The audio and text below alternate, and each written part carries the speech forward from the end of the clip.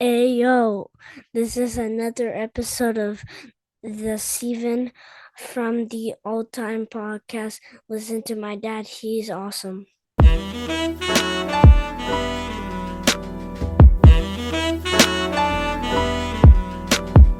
Derek, I just saw something online and it made me think of you. And I'm still laughing about it. It said, don't trust people who don't like cats. And it Yeah, made, I sure. I say don't. I would probably go further and say don't trust people who hate animals. yeah, and then I thought to myself, who are my friends that have cats? You have a cat. Two cats. Malenko has a cat. Trap has a cat. I have a cat. A lot of people have cats. You guys got another cat, Yeah, we got another cat for the kids. Her name is Martha. Martha? Yeah. Do you enjoy that one's company more than the other? She's very cute.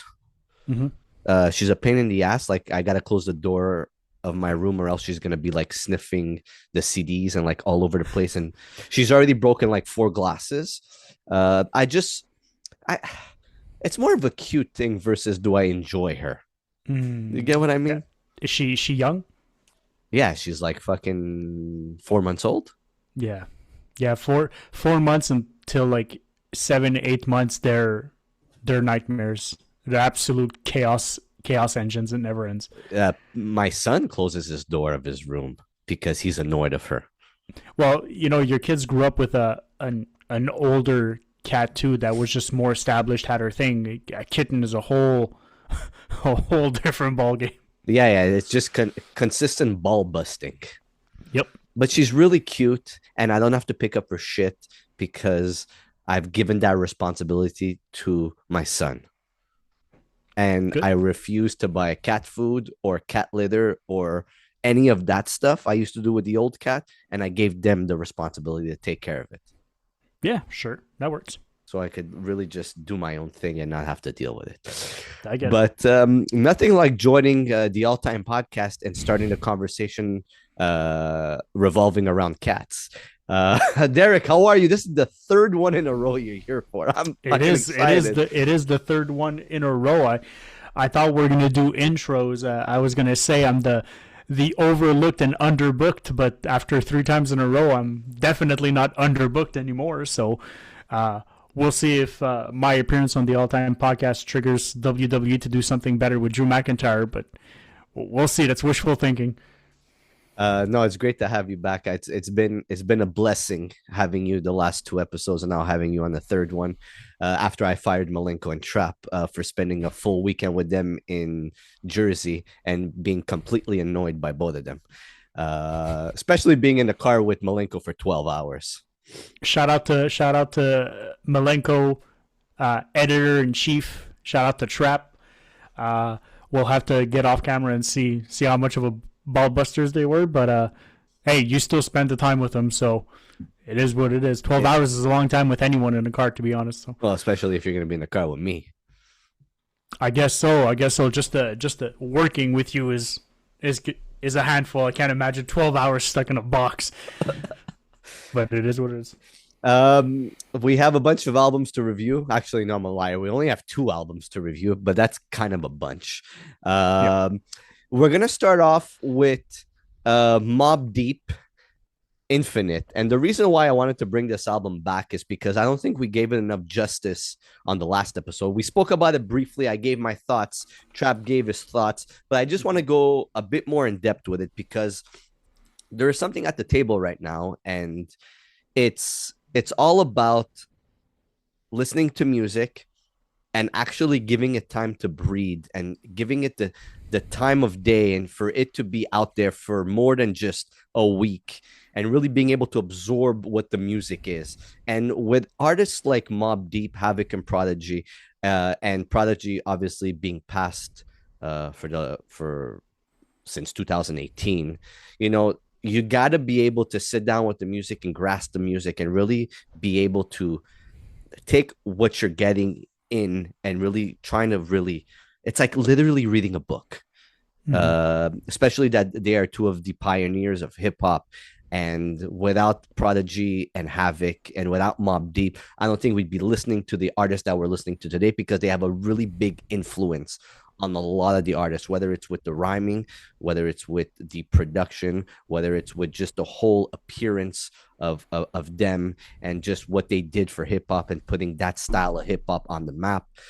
There's a lot to absorb, and Prodigy's passing to me was probably like, I never cried when somebody like in music or in movies or any of that stuff, like, entertainment passed, but I did with Prodigy, because Prodigy was an artist I listened to growing up and really brought me through hard times and just made me into, it's weird to say, but made me into a tough man that I am today.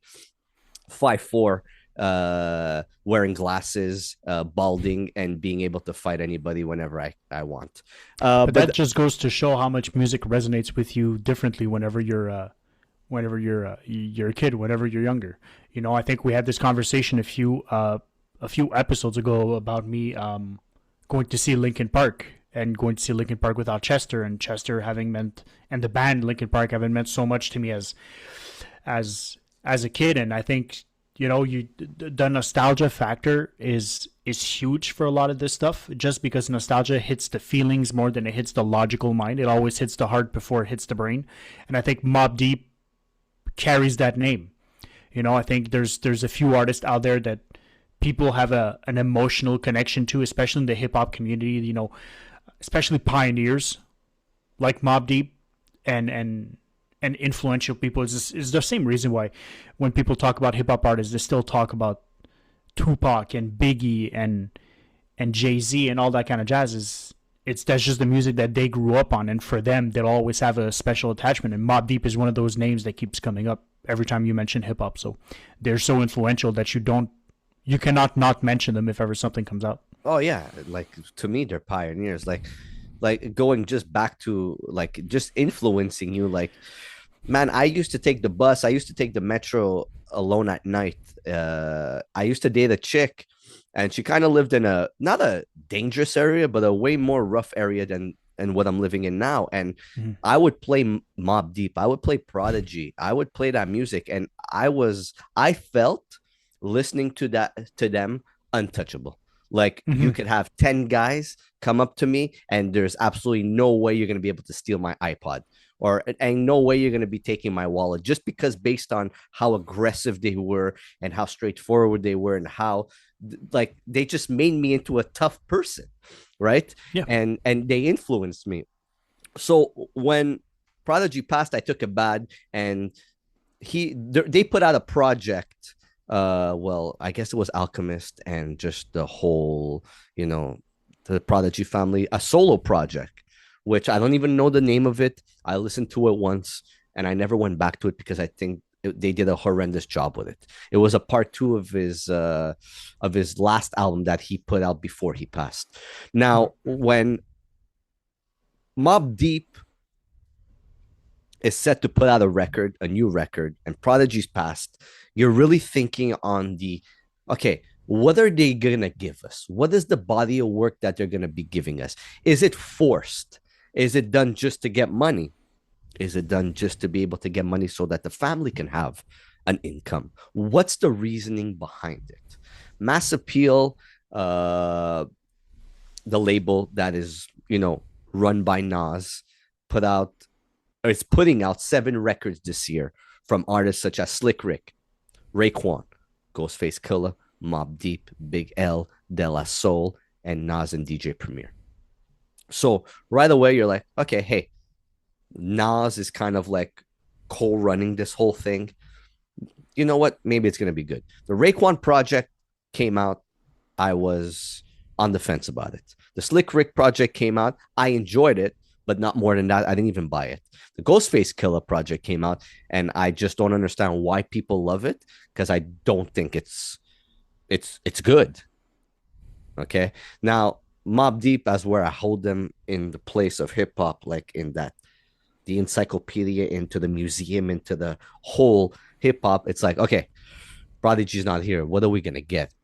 Now it was all completely produced by Havoc and Alchemist. Okay. And all these verses, I have absolutely no idea, Derek, where they come from. Okay. I really don't. So the first time I heard this project, I didn't enjoy it to the fullest. Okay. Because I was literally going in with a microscope and trying to reveal everything and trying to figure out everything.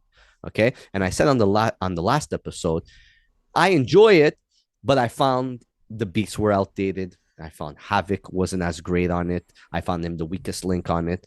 Look, I'm still going to say that. I still find Havoc one of the weakest links on it. Now, going back to it, the 20 times I've gone back to it, I'm starting to get used to it. Okay. But I still find that the first half of the project, I find I find Havoc isn't as strong as he should be. Isn't as strong as when he was with when they put out Murder Music, or when they put out America's Nightmare, or when they put out Infamy. Like, so that's still, that piece still bothers me. But as I listen to this project more and more, I'm kind of getting comfortable with it. I'm kind of accepting that this project was made way after the passing, and that Alchemist and Havoc had all these Prodigy verses, and they were able to construct the beats around his verses, and then everything was just added afterwards. And right now, I'm sitting with it, as comfortable as I am. I'm singing along to it in the car. I'm enjoying it. Okay. Again, the Steven problem right now, Derek, is because I'm going in and I know the whole history of Mobb Deep, and I'm gonna ask you a question afterwards. I'm going in just with the microscope, but I'm really kind of setting myself back down and be like, hey, you enjoy it, just enjoy it. You're getting something that you're never gonna ever get again. This Infinite album is the last thing we're gonna hear of Mobb Deep. And you know what? Who better than to put the project together than Alchemist and Havoc, two people that Prodigy has been with the most part of his life when he was alive. So they were able to construct something around Prodigy, and they didn't go get Prodigy's worst verses. They were sitting on some really great material from Prodigy. So, a question for you in that regard, because I saw something pass. Were these verses pre-recorded? Is that something he just had written, and then, like, it's something he had recorded prior to his passing, or it seems like the internet seems a little bit divided. I think even Abyss podcast on their title for the most recent video said it was AI. That the voice would have been generated by AI. Maybe you could clarify that for me. So in hip hop, artists record verses all the time, and they shelve the verses. They keep them for different projects, etc., etc. I'm not an artist. I don't know really what they do, but this is what I've heard or read about and stuff like that. Okay. The Abyss mentioned, and Lukey mentioned, shout outs to Lukey, and thank you for throwing me under the bus. Shout out to Abyss podcast. Shouts out to the Abyss podcast. They really went in depth with the project as well. And they actually motivated me to come back and shine more light on it. No, Lukey just said he hopes it wasn't AI, because those fucking Prodigy verses sound excellent. Like for Prodigy being in my top 6 of all time, and having to meet him, he signed my book, he signed my Hell on Earth tape, he signed my Infamous CD. Like, when I met him, I was so shook, no pun intended, so shook that I was shaking, and it's still one of the best moments of my life meeting Prodigy. And he was so nice to me when he took the Hell on Earth tape that I have here. He was like, "Oh wow, man, Hell on Earth on tape." And I was like, "Yeah, you want it?" but like, anyways, let's get back. No, yeah, Lukey was just saying he hopes it wasn't AI. I don't think it's AI. Literally, I really don't think it's AI. It's just that Havoc and Alchemist were sitting on these Prodigy beats that probably were going to be used as a featuring on a project, or just they were working and they just have it here. He passed, right? So nothing was finished. But before I get to the main question for you, to me, I needed to listen to it a bit more. I needed to sit down with it. I needed to take off my Steven always fucking digging into these things and like just being like, stop trying to find the negative and just stick to the positive and try and enjoy something. Mm-hmm. And then it's all fine. Look, the first half of the album, I still do think that Havoc is not as strong as I wish he could be. I still find him weak. His production, though, and I'm talking about weak as a rapper, lyrically, on the first half. The second half, as of probably Taj Mahal, I find he goes in, and we get the old Havoc back. Like, he has some amazing verses on Porta Henny, Clear Back Nights, My Era, Score Points. Even Mr. Magic, he does a great job with it. Discontinued. Where was I? Now I'm confused. Okay. And his beats, sometimes I find that they do still feel outdated. Like, this could have been amazing in 2006, 2007, 2008, but they fit the project. And Prodigy does a stellar job with rhyming on them. And then we get the Alchemist beats. And the Alchemist beats on here just sound amazing. They both, Prodigy and Havoc, sound amazing on it. And there's a song on here, Score Points, that's literally sounds like Alchemist Griselda. And to hear Prodigy and Havoc on that, to me, is just amazing, because it's the sound we're so used to now, and that Alchemist and Griselda made popular. And we have an artist in Prodigy who wasn't able to be here through that time where it was, quote unquote, way more accessible. And having him on there, like that, the sound on there and the soundscape, and what Alchemist was able to do with his voice on there, and it sounds so refreshing, so refreshing. And look, Trap said the last episode, the M to the O to the B song, he dislikes it. I love that. That brings me back to 90s, early 2000s New York. And there's so much New York, old school New York hip hop sounding on here, where it was, hey, this sounds like it's from New York. These artists are from New York. Not, hey, these guys are from the South, but the beats sound like they're from New York. Do you get what I mean? Yeah, I get it. And look, I find as soon as Taj Mahal hits on this album, song 7, I just enjoy the album so much more. And I'm just a lot more comfortable with it. Not saying Against the World, Gunfire, Easy Bro, Look at Me are not good songs. They're really good songs. I just find it kind of like it split itself in two eras. Here's the beginning of the album that's early 2000s. Here's the end of the album that's a lot more in the 2010s into the 2020s. You get what I mean? And it makes sense because you appear to have enjoyed the second half of the album more than the first half, which is also an evolution of the sound. But, and this is just based on Spotify, it's not based on Apple Music or anything. But if you look at the most streamed songs on the album on Spotify, they're all in the top half of the album. So I think there's something to be said for a few things, I think. I think the people who are going to listen to this project and really enjoy this project are people who, like you, have an attachment to Mobb Deep, an attachment to that old school sound, that old school hip hop. And the new sound of hip hop, they might like a little less, but they're also the people critiquing hip hop. You know what I'm saying? Yeah. They're critiquing like that hip hop's dead or that hip hop is not thriving, but it's thriving just in a different sound and in a different realm. And I think, question for you in that front too, is it because, and it's going to touch base a little bit with the next album we're going to review, can something be said about these quote unquote older artists, more classical artists, pioneers, releasing music after a few years of not releasing music, and their projects for a lot of people maybe falling flat a little bit, like people who listen to music a lot, it falls flat, as opposed to someone like the next album we're going to review, or a Mickey Diamond or a Vega, that release so much music and they're constantly working, that their projects are just better through sheer momentum of making music. You know, like if you're an athlete and you take a 6-month break from your sport, the first time you're ever gonna step onto the field or the ice or whatever, you're gonna be a little rusty.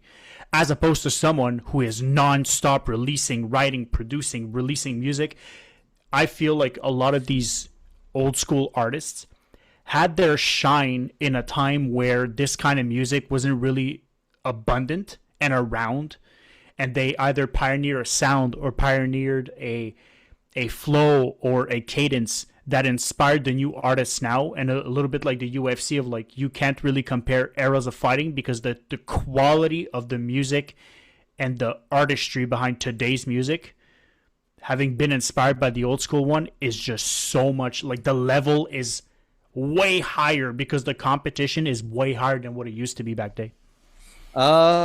Yeah, I kind of agree with you on that. I just also think a lot of the older artists, quote unquote, I don't like using older artists, but let's use Ghostface for an example. Mm-hmm. Okay. I just don't think that he's adapted himself to the sound of today, that it just doesn't sound as good as it should.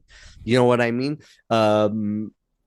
Like the Slick Rick record, I'm gonna go back to that because it's the 7 albums from Mass Appeal. I don't think he's really adapted his sound of the today's sound. He still keeps it old school, even though he just went in a bit more of like that UK sound, but it's fine. Like I just some of these older artists from the 90s don't adapt.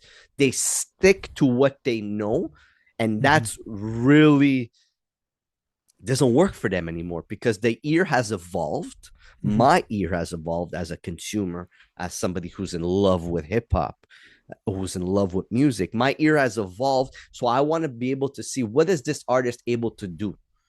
Why can't this artist work with that? And this Mobb Deep project, and sorry, I know you want to say something, but this Mobb Deep project has, to a certain extent, has adapted its sound because of who it's been worked with. The Alchemist. The Alchemist has been around since the 90s, the 2000s, the 2010s, and the 2020s. That's like almost like The Undertaker. Okay. Yeah. That's like, okay.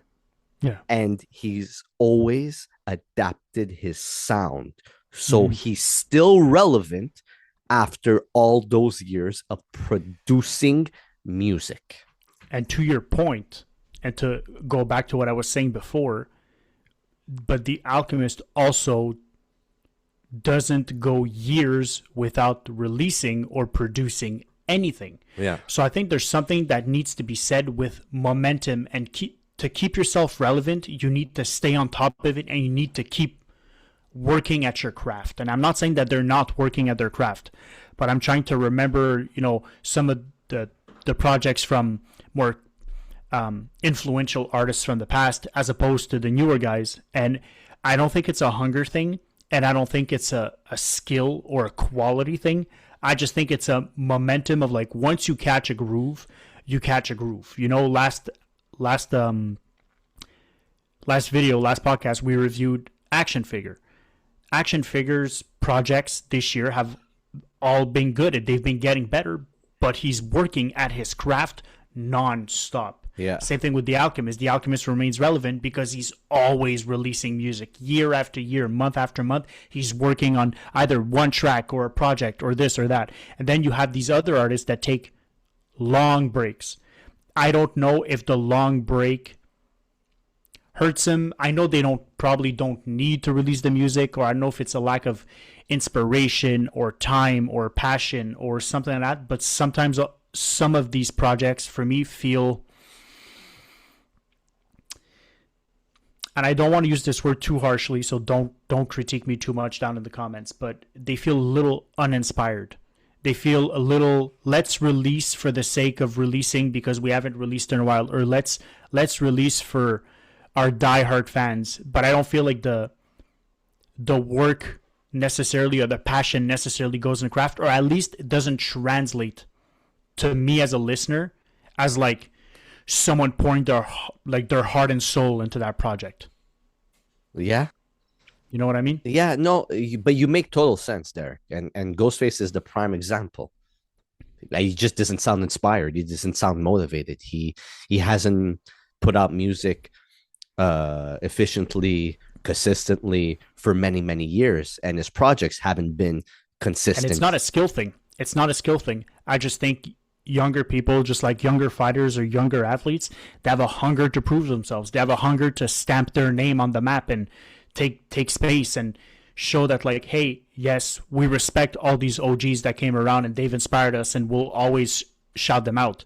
But we're here to just be different and do our own thing and stamp ourselves. And that's why I feel like the quality of the competition now, like within this space, is so high, as opposed to the early 90s and the 2000s where hip hop was around. There was some big names, but I felt like there was less quality as there is now. I feel like now, like, even a bad album is pretty good, as opposed to that back then a bad album was bad.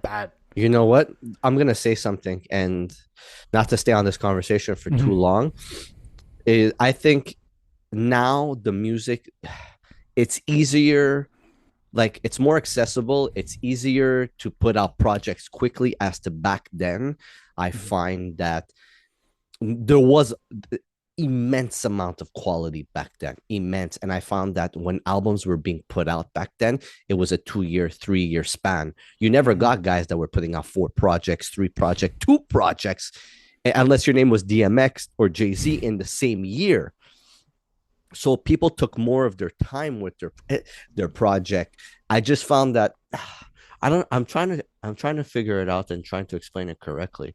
I just find that look, there's a lot I find now, and I correct me if I'm wrong, there's a lot more competition and a lot more hunger and a lot more, I could put out this much body of work in the same year and keep consistent with it. As to there, it's like, hold on a second, I'm signed to a record label. I can only put out 4 projects on that record label. I'm going to put out one this year, and then I'm going to wait a year or 2 years. I'm going to put out another project. But again, there was the mixtape game, and they were putting out mixtapes instead of albums. So there's so much. I just find that a lot of those artists aren't inspired anymore because either they're not listening to the sound of today, and nobody's showing them the sound of today, or they're just not inspired or motivated to put out music. That's the way I see it. I get it. And the prime example is Ghostface. I think it's always going to be Ghostface because he's one of my favorite artists. And I just find that he hasn't been really consistent with his music in like 10 years.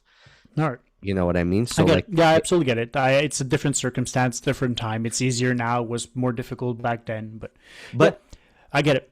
But to your point, Derek, and you know what? It really brings me to the question I've been meaning to ask you. From the guy on the outside looking in, right? Have you ever heard Mobb Deep projects before this project? I have not. Fantastic. Now, you not having the same ears and the same love for Mobb Deep, you going in as the first time listening to a Mobb Deep record, how did you feel just as a first time listener? And I love, and this is the reason why I have you on tonight, is because I know you're the guy on the outside looking in, and I really want your full opinion on the record. And that's the thing. I'm impartial to the hip hop game. You know, it's either I enjoy it or I don't. I have no skin in the game. This is, you know, I've recently been into hip hop. It's not like metal where I have like my artists and you know, I'm diehard for some artists versus others. Hip hop, I have no preference. With that being said, had you sent me this project and you hadn't told me anything other than the fact that it was a Mobb Deep project, and I would have just listened to it, I don't look at the songs, I don't look when this project was released, I would have told you this is music from the late 90s, early 2000s. I would have never known it was a project that was released this year. Would have never known, would have never guessed. If you would have been like you would have given me multiple choice answers. There's, hey, when do you think this album was released? I would have taken something in the late 90s or the early 2000s. It just has that sound to it. With that being said, because I grew up in that time, but because this was not the music I was listening to, my ears detect this sound as foreign, as something that I'm just not. I've heard it roughly before, having like dived into like, I think you listen to a Tupac song, or you listen to a Wu-Tang song, or you listen to any of the hip hop artists that were big in the late 90s, early 2000s. There's similar traits to the quality of the production and the music. But because I didn't grow up on this kind of music, it seems foreign, especially given the state of hip hop right now, that the sound is a lot more modern. The sound is very different. This almost feels like a different, kind of like when you listen to UK rap, like drill. You could tell it's hip hop, but it's completely different. It's a whole other sound genre in and of itself. Though this is hip hop and rap, it feels like it's its own different genre and style. Like it's almost as if they're coming from a completely different place and a different time as well. So I think for me, I feel the same way with this project, the way you felt it last episode, of like, I'm going to need this to grow on me. Because just listening to it like 2 or 3 times, it's hard to get into that sound scape, that sound world, and that sort of era of hip hop. Having listened to, Ferris Blusa or Vega 7 or Action Figure, stuff like that, where the sound is so drastically different. Even the other time listening to Griselda projects, I was like, this is a sound that I'm just not accustomed to. And I think this is probably one of those things. Not saying that there weren't highlights, like just immediate highlights off the bat, like I enjoyed Easy Bruh. I really enjoyed that song. Good track. Mr. Magic, I enjoyed that song. There's some of these tracks that I genuinely really, really, really vibe with. But the vibe of the album is just not something that my ears are accustomed to. And I think someone said it takes 21 of anything. So 21 days to develop a habit, 21 listens of something to eventually like it. There's like a whole psychological study that's been done on that. I think it's going to take me that just to get used to the sound. I think once I get used to that sound, or I develop my ear with similar sounding things that are in the same vein as this project, but not this project, I think when I revisit this one, I'll understand it more and I'll probably appreciate it more. Yeah. But as of right now, 2025, to release something like this, for me, that sounds so old school. For me, it's jarring. It's kind of listening to an original, like Zeppelin vinyl. You're like, oh, this sounds completely different from anything that's being done today, Yeah. So I think something needs to be said in terms of just like working up to this rather than just starting fresh. Yeah, because you're technically going backwards, right? I am. I very much am. I love it. Very much. I'm going backwards with this. That's my science project. You're my science project. I'm going backwards in hip hop. I love it. I think it's great. Look at Me featuring Clips, knowing that you listened to the Clips record that came out this year.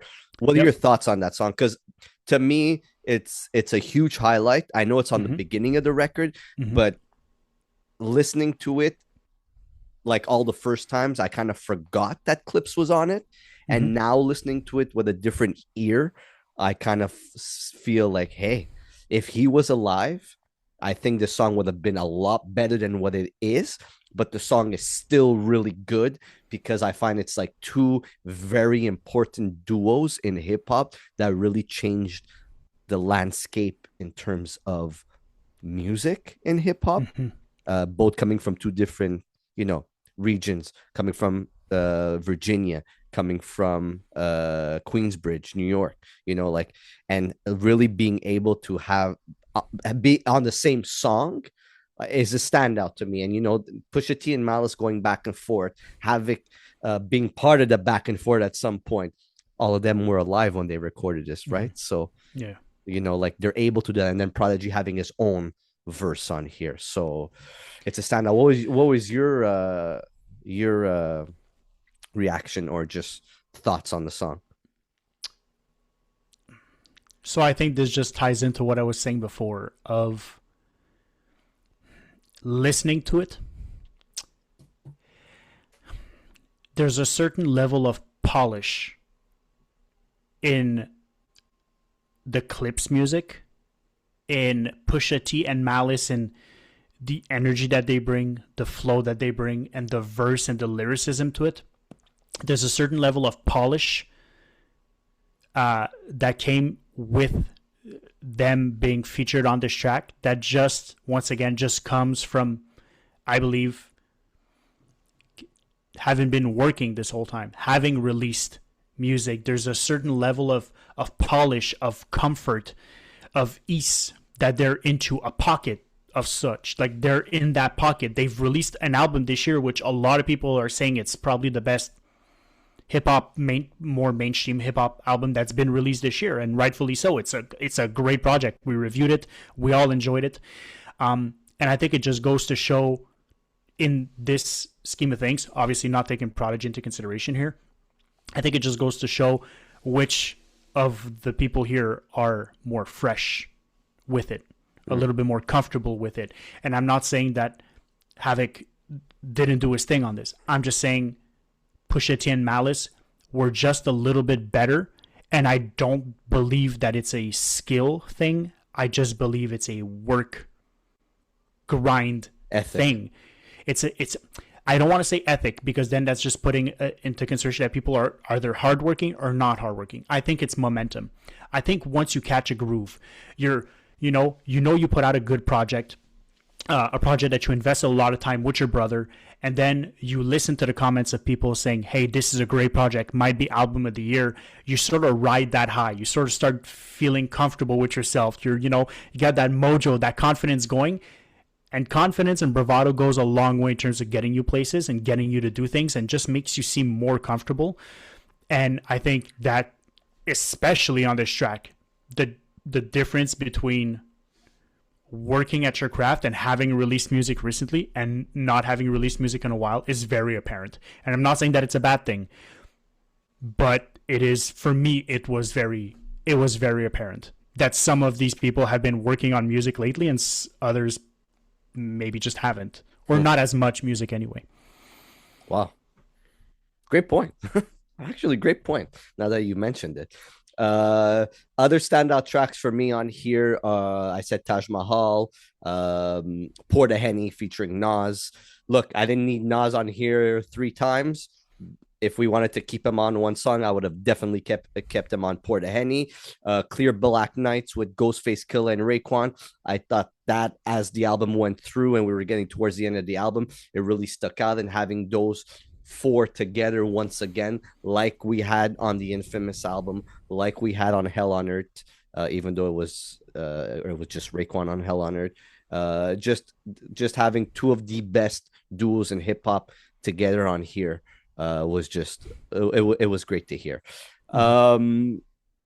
So I'm gonna give my rating after numerous weeks of listening to it, and I'm gonna give it a non-Steven Heel negative mood 7.5 on 10. Can you give a rating or no? So I'll give a rating based on the 3 songs that, after listening to it immediately, like 3 times, that I enjoyed. So I'll rate those 3 songs, not individually, but as a collective, in the hopes that listening to more of this sound of music will change my mind for the other ones. And if I were to rate those 3 songs that I really, really enjoy, I'd give it a 7. Good. It's still good. It's still good for tracks, and then it's understanding how those tracks fit into the album. My score can only go up; it cannot go down. Okay. That's all I'll say. Makes sense. Mobb Deep, Infinite. Thank you for giving me the time to sit with the album and really be able to enjoy it and take off the hat that I'm always wearing of stop trying to find the negative and just look at the positive or hear the positive. Let's get into the main event of the evening. An artist that Derek, you're very familiar with, and this is his fourth project this year. Yep. The man himself, Ferris Blusa, to God be the glory. God. Produced completely by the, I don't know, man. There's nothing left to say. There's one. Listen, let's not sugarcoat it. He needs no introduction. Machacha. He has been on a tear this year that is just almost unprecedented in terms of, at the end of the year, there's a strong chance that whenever you guys do the top 10, there's a strong chance that half of the list are all Machacha projects. There's a very strong chance that's going to be the case. It's Machacha. We were talking about working hard before. If there's a harder working man in hip hop, I have yet to find it. If it's not Machacha, I've yet to find it. I need to add though, because, and I say this all the time, but I find that if people are just listening to this because we're reviewing Mobb Deep or because they saw Ferris Blusa or whatever, and people sometimes will just listen to the pod based on the artist that we're reviewing or we're interviewing. And I'm gonna say this again for people. Machacha makes beats, and I hope I'm not wrong, and maybe he can message me and tell me this, or just leave me just to never know. But Machacha makes beats and constructs beats based on the artist that he's working for or with. I don't think Machacha says, hey, Ferris Blusa, here's about 655 beats. You could pick 10 of them, we'll make an album. Because the beats sound literally like he produced them for the artist. Like 100%. Like I said 100%. for Action Figure, like I'm saying for Ferris Blusa, like I said for Josiah the Gift, like I said for Vega, like I said for the fucking billion other artists that he's worked with. Okay? Like he produces them for those artists. So in his mind, he's you know what he reminds me of? Remember Batman had the Batcave? Yeah. And he would find a clue, and then he would go to the Batcave and literally sit and have 1,000 screens in front of him, and he would just put things together, pieces of the puzzle together. Like I find this clue. This is gonna bring me to, I don't know, Arkham City. Blah blah blah. Like that's Machacha. He's sitting within a screen of 1,000 screen, and he has different artists' faces and project, and he's like, okay, I'm constructing this, and I'm gonna just fucking put it together. Like that's basically what he does. I don't even think the person is a human being. And I've seen how he looks. I get it. And the way you describe him with Batman is the same way that when I thought about it listening to this album, I felt the same way. It felt like, I don't know if you've ever watched Minority Report. Once. With Tom Cruise. Okay. So in Minority Report, he has like these like sensors on his fingers, and he just drags screens and tries to recreate like a timeline for an event, but with like thousands of images, and he rewinds and goes forward and goes back. That's literally 100% how I picture Machacha, just in front of a computer, just moving stuff around and just knowing who he's working with. And I think he has an idea of like this. I think he has an idea of the sound that he's heard from that artist, the sound that the artist wants to go, and where he wants to bring the artist to. And then he just sort of puts all that together like the mad scientist to make the Powerpuff Girls, and he adds Chemical X, which is this little Machacha sauce, and then you just get the projects, and then you get the projects, and you're like, it's fantastic. They're all good. They're all fantastic. There's nothing wrong to say. And I'm gonna call bullshit on any artist that says, "Hey, he sent me 100 beats. I just picked these 10," because the soundscape all sounds like it was made at that time in that period. So I'm calling bullshit on anybody that says that. Sorry. Let's get to Ferris Blusa. It's his fourth project. First project being, and that's when I saw God, which was a fucking stellar project. God. So help me God. And now to God be the glory. Speaking of Machacha, this is their third album together. First being Forever Is Not For Everybody, that I wish I owned on CD, and then Glory to God, which I wish I owned on CD as well. I don't own any of those. If anybody has them and wants to send them to me or make me buy them from them, please do so. So let's get into it. Let's get into this project. It is 10 songs deep, 31 minutes of just Ferris Blusa just being Ferris Blusa. I don't think there's any other way of saying it. He really is able to stand out amongst his peers, amongst all these artists that we listen to. There is nobody that sounds like Ferris Blusa. And I don't know if that's because where he comes from, that he comes from the South, he comes from New Orleans. I don't know. I really can't put my finger on it, but there's an energy that he brings. There's also something that I really like about that. And it could be because he comes from the South and he has that different style to him. He has that different approach. You have that, there's that accent too. I'm a huge fan on accent. You could really tell where, where they're from. And I love that about the South. They have that accent in them that makes them stand out amongst other ones. That's why his project with Vega stood out so well. It's because you got two guys coming from two different places, sounding so different, but just really complementing each other. Yeah. And Ferris really just complements almost every single beat that he's on. Machacha, with the beats he gave him, literally gave him so much space for him to be able to rap on and give, his knowledge, give his talk, give his, his positivity, because that's what Ferris Blusa is. It's a lot of positivity. He's taking a lot of what he went through, what he's seen, what he knows, and just giving us game on it. Yeah. And look at the encouragement. The opening intro is basically just a message of encouragement. And, and please jump in whenever you want. You have friends, but are those friends there to encourage you and to bring you forward? Exactly. Do they bring you up, or do they bring you down? And I think he made a statement by choosing to have this as the opening track for the rest of the album of, hey, and I feel like as we dive through the album, there's like a duality to the album, like a struggle to the album, and it's not a bad thing. It's just like an overall theme that I feel throughout the album of it appears as though he struggles with doing what's best for himself and doing what's best for the community, and wanting to drag people down who drag him down, but also trying to raise them up and to show them that they could be better. Of hey, we're all in this together. There's no point in you condemning what I do. You don't have to condemn what I do. You don't have to agree with what I do, but just ride with me and we'll ride it through together.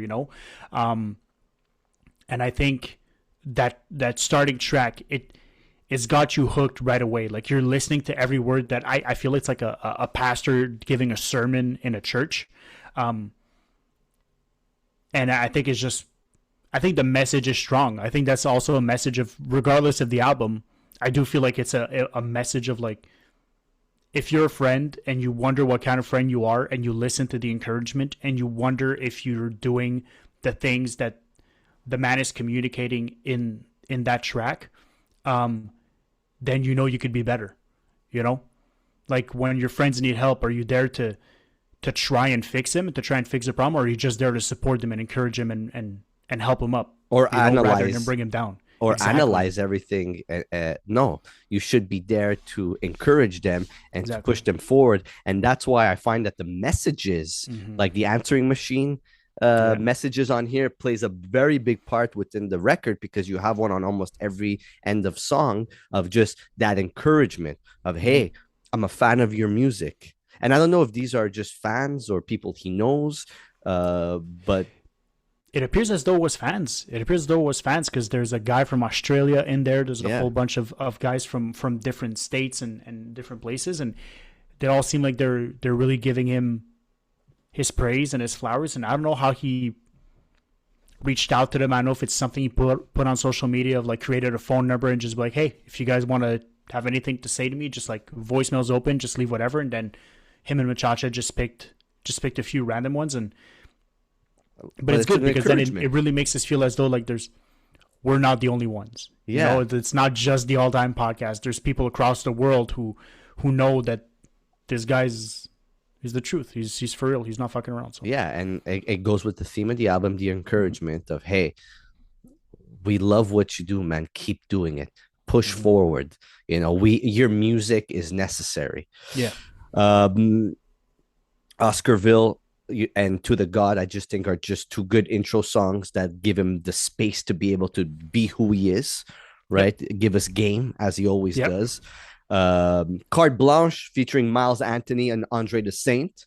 If there's another person that I'm going to encourage and tell him that his music is necessary, that's Andre the Saint, because he's been on a tidal wave of amazingness all year. And he has a bar on here that I wrote down, and I really never write bars down because it takes me a while to just get all that information. But I'm a saint. Don't make me turn into Franklin. If you're a GTA 5 player, man, if you didn't catch that, you're deaf. But that was great, and I loved it because his name is Andre the Saint.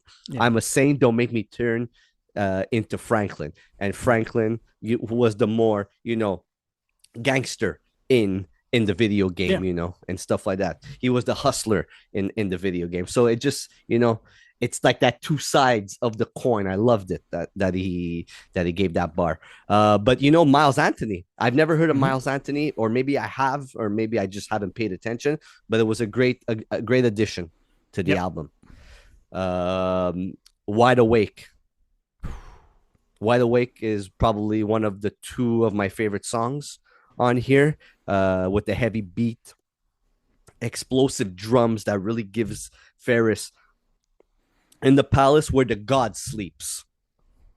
Loved that opening bar. Loved it.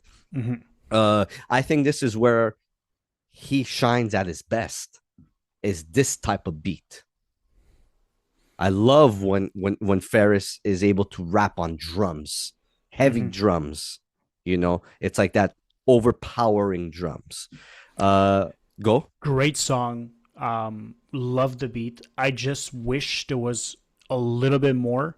I think it's a 3-minute and 8 song, and I think I only counted like 2 actual verses, from Ferris on this. The chorus and the chorus takes up a lot more room. It's a repetitive song. Yeah. Which for me, as great as it is, I just wish there was just a little bit more on a 3-minute song. Just a little bit more wisdom, a little bit more bars, especially that he came very bar heavy on the first 3 songs, because the encouragement is not really his. He came really bar heavy on the other ones, had a lot to say, and then Wide Awake almost felt like an interlude. Or a split up of the album. Or split up of the album, because the sound for me starts changing just a little bit at that point. And Wide Awake does feel like a little bit of an interlude of like, it's a little bit more singy, it's a little bit more repetitive. Not saying that it's bad, but I feel like the beat gave room for him to go wild on it, and I don't quite feel like he went wild. He still did his thing. I just wish for me there would have been just a little bit more on it, just a tad more. I get what you mean. I don't think he was making this album for him to go wild on. He does have his heavy punchlines on the album. Yeah, I don't think for him to go wild was really the concept of what he was trying to go. He does have, though, like he says on here, my little partner gave me chrome and told me hold it right. That's so ironic. That's how I hold the mic. Yeah. And I thought that was phenomenal. That was a phenomenal. For me, it's the fact that he repeats that more than once. For me, something has a little bit more impact when you just say it once and you let it sit with someone, rather than having it constantly on the loop. I think that's my only real criticism of that song, because other than that, it's a standout on this album for sure. So Long. If there's any time that we literally sit down with a song Yeah. and try to peel it back like a potato, or is it a tomato? Anyways, An onion. Thank you. Like I look, how many projects did he put out this year? 4. There's always 1 or 2 songs on his projects that literally you could sit with and try and grasp all that information. And on this one, and that's the other standout. It's this one. Just the whole concept of what he's trying to get at on here. I think he's fighting a battle with himself on here, especially that he says they just want a song about holes and the area codes like Luda. Once told, who am I to be hold, trying to give the game substance, trying to be bold, trying to give the game substance. So much corruptions, but the fans still love it. But I'm guilty of the same crime, talking bad about my people with the same rhymes. But I go and give them knowledge at the same time. I just basically botched the whole thing, but we get the vibe. And honestly, if whoever's listening to this, if you haven't listened to this track, please listen to this track. Please take the time to listen and re-listen to this track, because for sure there's things that you missed. He is humble on this track. He is also vulnerable on this track. He is also repentant on this track. It's a very vulnerable song in terms of God can be humble. And I think like that song is so good because there's almost like 2 parts to the song. There's him juggling with the culture of hip hop and the hard hitting, like, you know, like drag people down, but also trying to do it in a different way of not trying to beat you down and murder you, but like bring your ego down to raise you back up, for you to get the knowledge to lift yourself past like whatever shortcomings you have.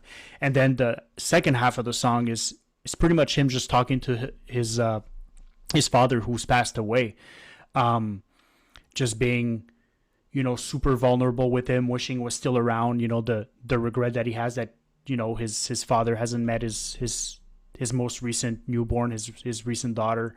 And at the same time still being vulnerable of like, hey, like, I'm sorry, I haven't visited you since I've gained weight. It's just not something I could do. I should probably call mom, you know, like, you guys mean so much to me. I should probably call her, tell her we spoke. We might not speak often, but like, I still speak to you on holidays. I tell my daughter all about you. You know, there's a vulnerability to it that almost feels like a prayer in a lot of ways, of like when you pray for someone who has passed, like you talk to them, it brings you reassurance. And I feel like maybe when he struggles a little bit more, or he gets maybe a little bit more insecure, or maybe loses his way, his pops is probably the place he goes to just bring him peace, you know. Also, he's the humility on this of like, I got a few fans now, kind of made it. Like, yeah. I that for me, out of all of this, is probably the line that hit the hardest for me, of just like the humility of it, of just like downplaying his success to his father, of like, and probably to a certain extent of like, his father is probably also like his biggest fan, of like, I think he's mentor, trying to downplay. He doesn't want to appear showboaty, because that's probably just not the way that he was raised. Be humble, you know. And there's a theme to this, and him being God and all that, of like, God is humble. He is not braggadocious. He's powerful, he's confident, but he's not over the top, and he's able to admit his shortcomings when they are, and to learn from them. And So Long is a fantastic song. It's almost a shame that it's only 2 minutes long, like 2 minutes and 11 seconds long, because had he could have put that at 3 minutes, given me another verse, and I would have enjoyed it just as much. I don't know how you felt about the song, but That thing was But so good. yeah, it's 2 minutes, but less means more. Mm, Especially that I went back to the song like 20 times and I tried to yeah, really grasp all that information he was yeah, giving us. I just find that on this song, like, like the thing he was talking about hip hop at some point, and that hmm there's two different sides to hip hop. There's, what people look at hip hop as being, and then hmm there's what he's trying to do with hip hop, yep, and he's done both. So again, there's two sides to the coin. hmm And again, that's like, it could be him fighting with his demons and stuff like that. There's, uh, and it's a common theme on all his records. You yeah, know what I mean? But again, it's God.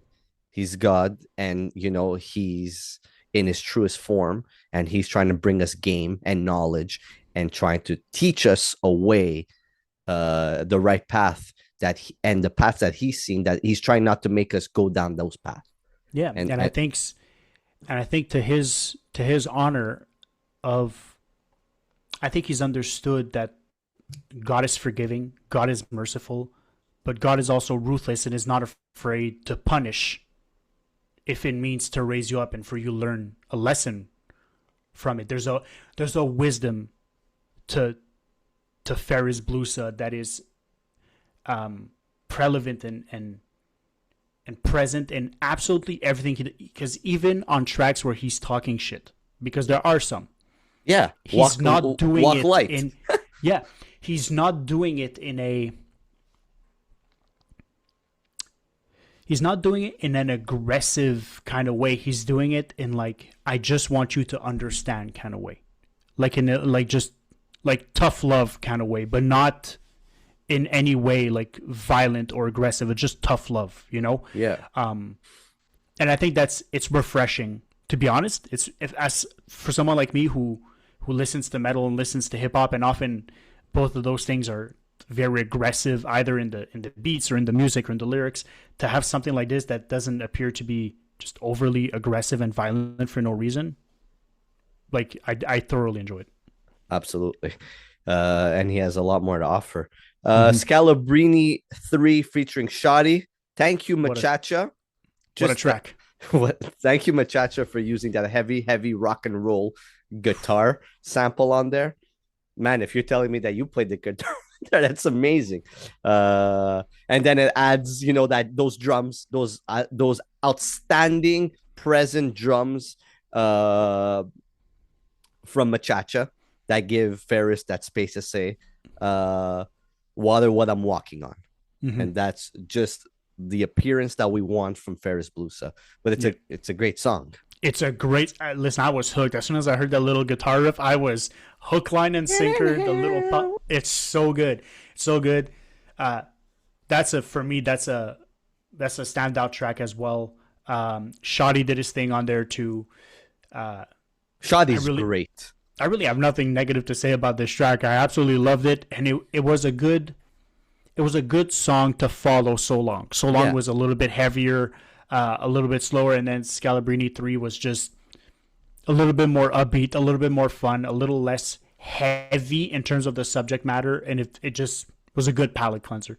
And Shoddy, he's braggadocious on there. He's Yeah. like, He's I'm the talking his best shit. out. Yeah. And I love it because he deserves all that praise, because he's consistent and a great artist. Mhm. The Walk Light, featuring Maze Overlay. I was actually very surprised that Maze Overlay was on here. You skipped over the occasion. Oh, you wanted to go through the occasion? No, I mean we could go through it. I think it doesn't deter from the album or elevate the album. I think it's got a really good hook. Yeah.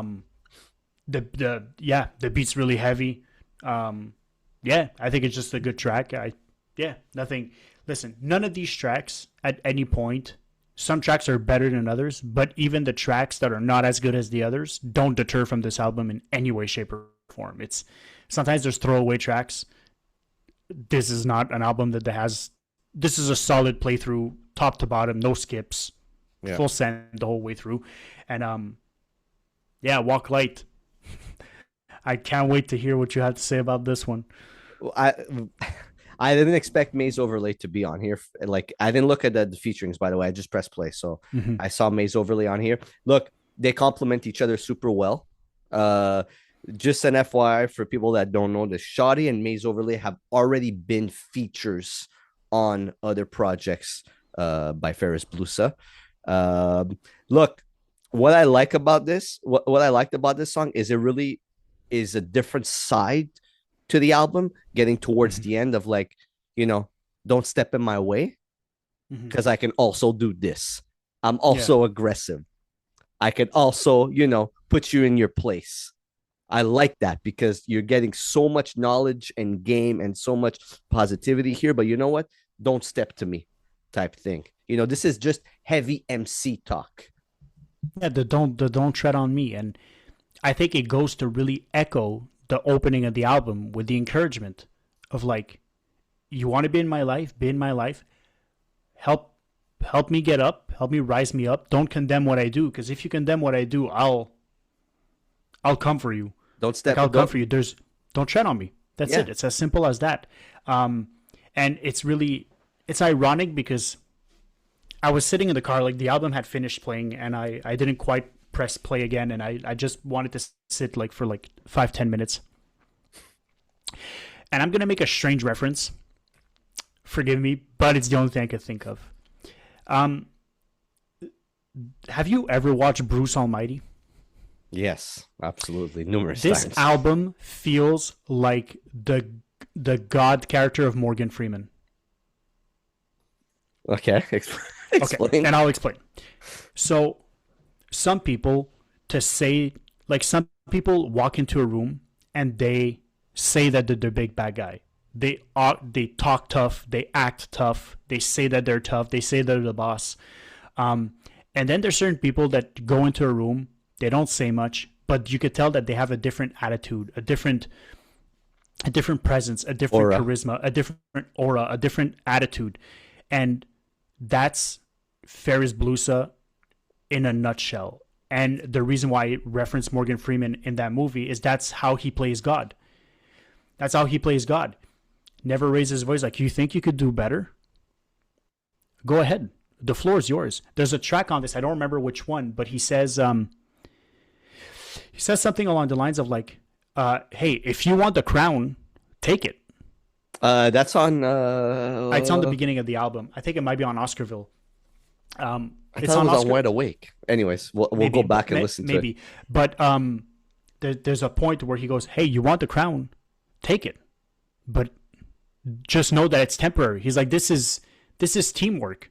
This is not a one-man show. You want it, take it, but know that I'm going to be coming back for it. And it's all love. I'm not coming back for it with a vengeance. I'm just coming back for it. This is a shared thing. This community is about as much as it is about handing over the crown and you taking the crown and me understanding that, yeah, this is your turn now. Take it, run with it, but you better come ready because I'm coming back for my crown. And I'm coming back for that crown. And Morgan Freeman in that movie is that, Bruce Almighty just shows up. He's like, you think you could do a better job? Go right ahead.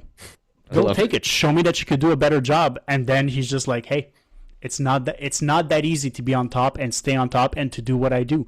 It's not that easy. You could talk a big game, but ultimately, what does it come down to? And I think Walk Light showcases that in a sense of like him being just a little bit tougher, being that tough love, that like more discipline. And Maze Overlay really did his thing. I love the way he was switching up his flow. I love the way he was riding that beat with like a faster groove and then a slower groove. The tone of his voice. Pauses, and the tone of his voice made it like a performance, like a genuine performance. Like a real feature. Like, I'm here on this featuring. It. I got to really do something different on here. Oh, yeah. I loved it. Maze Overlay usually always stands out on features because he has a different voice. Mm-hmm. Like, his voice is very different. Like, you don't have a Maze Overlay type of tone of voice that we're accustomed to. So he kind of always stands out. But they did their thing on here, man. It's like, don't step to me. Don't mention my name, because the Lord knows it's on sight. And I love the different vision of Ferris Blusa on here.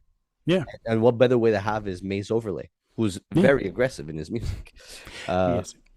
And then the outro, which is just hymns from the heavens church music on here. Machacha did it perfectly with the chants. It literally feels like you're leaving church with the glory. No, it's this whole album was.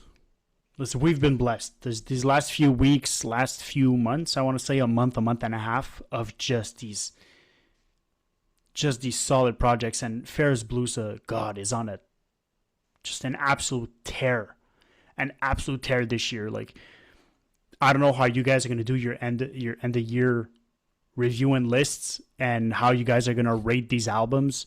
I feel like every year, like one year it was Mickey Diamond. There's one year Mickey Diamond put out like 5 projects and all 5 of them were 8. like, they were all fantastic. Like 5 of them were in the top 10. Yeah. A few years ago, Vega did the same thing. He dropped like 3-4 projects in a year and they were all good. Like the year he did Both Hands Wash the Face and Shadowrunner. Just there's every year there's someone. And this year the competition is stiff because you have Ferris Blusa that's been on a tear.